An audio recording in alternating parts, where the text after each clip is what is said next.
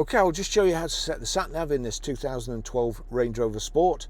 From any screen here onto nav, and you see there up in the top left hand corner you've got destination entry. We click destination entry. We want postcode, that's the easiest, postcode.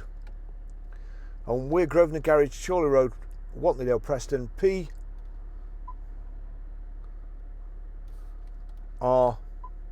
The Range Rover is a real easy system. It's defaulted to numbers as well here, so we want 5, 4, and again, some systems, if there's only 2 numbers, you have to put a space in. Not with the Range Rover. It automatically knows.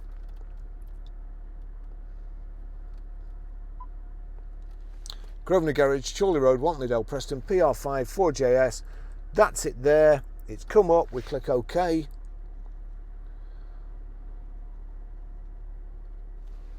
That's the destination, route preferences.